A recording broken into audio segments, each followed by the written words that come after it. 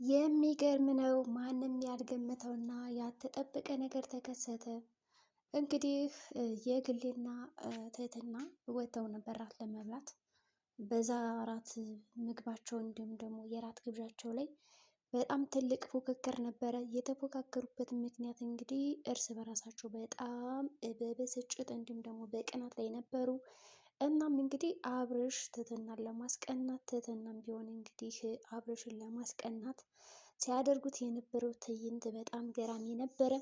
እንግዲህ የግሌም እድሉን ተጠቀምበት፣ መቼም ያመጣኝ እዚህ እራት ለመብላት እኔን ወዳኝ ሳይሆን በእርግጠኝነት የሆነ ነገር ፈልገ ነው፣ እሷን ለማስቀናት ፈልገ ነው እንጂ እኔ እየወደድኩማ እንደዛ አታደርግም። ስለዚህ ለምን እድሉን አትጠቀምበትም? አሁን የሰጠውን ቻንስ በጣም እንግዲህ ከንፈሯን ከሳምካት ያንተ ትሆናለች። ስለዚህ ይህንን አጋጣሚ በመጠቀም ሞክር እያለችው ነው። አብርሽ ደግሞ ይህንን አጋጣሚማ ልጠቀምበት አይገባም፣ ከዚህ ጋር የሶስት ሰው ህይወት ነው ያለው። ስለዚህ ተሳስቼ የሆነ ነገር ማድረግ አልፈልግም እያለ ነበር እንግዲህ እና በዛ ጉዳይ የሚገርመው ነገር መድብል ራሱ በጣም ተጠራጥሮ ነበረ። ለምንድን ነው እንደዚህ በትኩረት የምትተያዩት? ምን ተፈጠረ? አብርሽን ትወጂዋለሽ ወይስ ደግሞ እሱም ይወድሻል? በማለት እንግዲህ ትህትናን በቀጥታ ጠይቋትም ነበረ። ትህትናም እንግዲህ አረ በጭራሽ እኔ አልወደውም፣ እንደውም እኮ ኢትዮጵያ ማለት ወንድሜ በቃ የጠፋው ወንድሜ ከዚህ በፊት የጠፋ ወንድም አለኝ ብዬ አልነበረ? ምናልባትም እኮ እሱ ሊሆን ይችላል ብዬ የጠረጠርኩት ከወንድሞች መካከል ይህ ሊሆን ይገባል እንጂ ሌላ ሰው አልነበረም ያለች እንግዲህ ስታወራውም ነበረ። እናም እንግዲህ አላመናትም ማለት ይቻላል መድብል። ምክንያቱም ሁኔታቸው ሲታዩት የነበረው እንዲሁም ደግሞ የግሌ ራሱ ስታደርገው የነበረው እያንዳንዱ ነገር በቃ የእህትና የወንድም ፍቅር አይመስልም ነበረ። ሌላ ተልዕኮ ያለው ሌላ አላማ ያለው ነው የሚመስለው እንግዲህ። እና ብቻ እንግዲህ እዛ ጋር እንዴት አድርጌ ነገሩን መቆጣጠር አለብኝ በሚለው ነገሮችን ለመቆጣጠር እየሞከረም ነበር። ያው ራሱ ራት ጋብዟት እንኳን እንደዚህ በፍቅር አይን በአይነ ቆራያ ሲተያዩ መድብል በዛ ሰዓት በጣም እየበገነ እንዲሁም ደግሞ በቃ ምን ላድርግ እነዚህ ልጆች አሁን ላለያቸው ወይስ ምን ላድርጋቸው እያለ ነበረ። ምክንያቱም እሱ እኔ ከኔ ጋር የምትሆኘው በቃ እንትን ነው፣ ከኔ ጋር የምትሆኘው በራስሽ ፍላጎት በራስሽ ምርጫ እንጂ እኔ እንደዚህ ሁኚ አትሁኚ ብዬ አይደለም።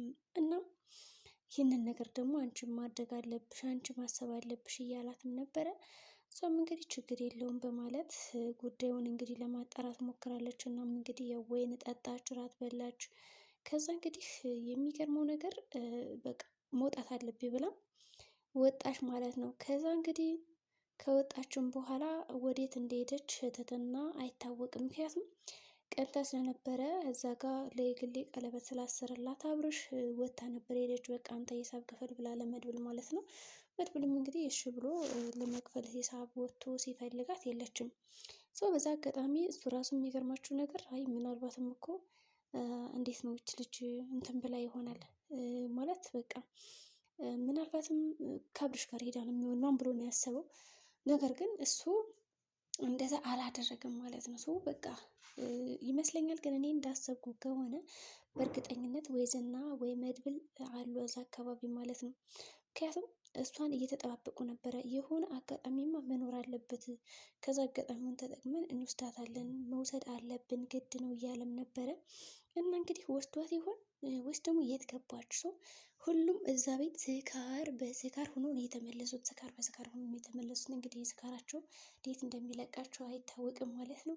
ሰው መድብልም ያልሰከረም ያው ወደ ቤቱ ተመልሷል። ሰው ከተመለሰ በኋላ ትትና ግን የት እንደሆነች አታወቅም። እና በዛ ሰዓት እንግዲህ መድብል እንኳን የጋብቻ ቀለበት ታገቢኛለሽ ወይ ብሎ ሲጠይቃት ትትና በጭራሽ አልቀበልም በማለት እንግዲህ ብዙ ነገሮችን ለማድረግ ሞክራም ነበረ። ምክንያቱም እምቢ ለማለትም ፈልጋለች። እንደገና የለበሰችው ራሱ ያ ልብስ የሚገርማችሁ ነገር አብርሽን ለማስቀናት ነው እንጂ ለመድብል ብላ አልነበረም። ይገርማል። እንግዲህ በፈተና ፈትና ያሸነፈው መድብል ሲሆን ግን ደግሞ ልቧን የሰረቀው አሁን አብርሽን ነው። እሱ ራሷ ተናግራለች። እኔ የወደድኩት አብርሽን ነው እንዴ ወይኔ ጉዴ እያለችም ነበረ ማለት ነው። እና እንግዲህ ምን ልታደርግ ትችላለች? ሰው ቀለበቱ እንዴት ነው የምትወስደው? ቀለበቱን ትወስደዋለች ወይስ ደግሞ እዛ ይቀራል? ሰው ምንድነው ማድረግ ያለባቸው ማለት ነው? በዚህ ቅጽበት ሊያደርጉ ይችላሉ። እና የሚገርም እራት ነበረ። የሚገርም እራት ነበር። እንግዲህ ፍጥጫው ምኑም የተጋነነ ነበረ። ሰው እንደምንም ብለው አሸንፈው ወጥተዋል። ያው እንግዲህ መሳይና ተንከሲስም ፉክክር ላይ ናቸው። ገርሞም ቢሆን እንግዲህ የማይፈልግሽን ሰው እያየሽ እንደዚህ ጉድ አትሁኝ፣ በቃ ከማይፈልግሽ ሰው ጋር እራት አትብይ፣ አትውጭ፣ ከማይፈልግሽ ሰው ጋር ስትውይ የአንቺን ሰው ታጫለሽ እያለ በሰክሮ የግሌን እየመከራት ነበር። ሰው የግሌ በጣም እያለቀሰች ነበር በዚህ ቅጽበት።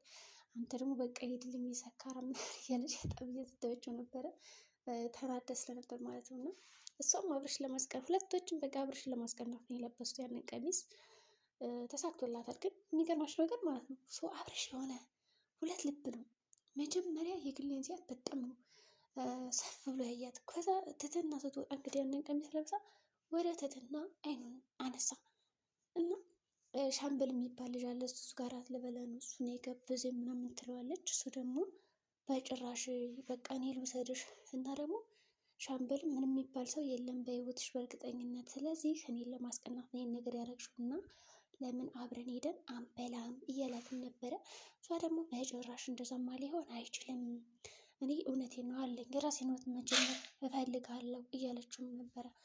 ከዛ በኋላ እንግዲህ እሺ በማለት ነው እንግዲህ ጉዳዩን እንትን ያለው ያው ወጥተዋል ማለት ነው። ሁለታቸውም እንግዲህ ሊበሉ ከበሉም በኋላ እንግዲህ እንደምንም አድርገው ነገሩን እንትን ይላሉ ማለት ነው። ሰው ይጨርሳሉ። ከዛ በተጨማሪ እንግዲህ ማድረግ ያለባቸው ነገር ምንድን ነው በዚህ ጉዳይ ላይ የሚለውን ነገር እንግዲህ አድርገዋል ማለት ነው። ሆኖም እንግዲህ ይህ ነገር እንዴት ነው የሚሳካልኝ ካለች ሰክራ እንግዲህ ወደ ቤት ነው የመጣችው። የግሌን በጣም ተሸክሞ ነው እንግዲህ ያመጣት አብርሽ ማለት ይቻላል። ግን እሷን ተሸክሞ ሲያመጣት ያችን ግን ጎዳና ላይ ጣላት ማለት ነው። ሰው በዚህ ቅጽበት በእርግጠኝነት ዝና አግኝቷት አግቷት መሆን አለበት ማለት ነው። ብቻ ግን መጨረሻቸው ምን ሊሆን ይችላል? ሰው መድብልም እንግዲህ ዘንጥ ብሎ ዘንጦ ነበር የመጣው።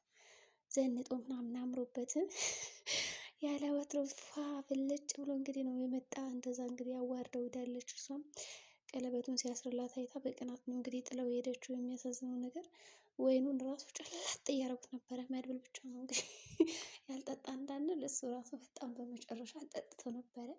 ግን በሰላም ይደርሱ ይሆን ከቤት? እሺ መድብልና ትትና ወዴት ሄዱ? መድብል እንኳን ሂሳብ ሊከፍል ወደኋላ ቀርቷል። እሷ ወዴት ገባች? የት ሄደች ይመስላችኋል ትትና?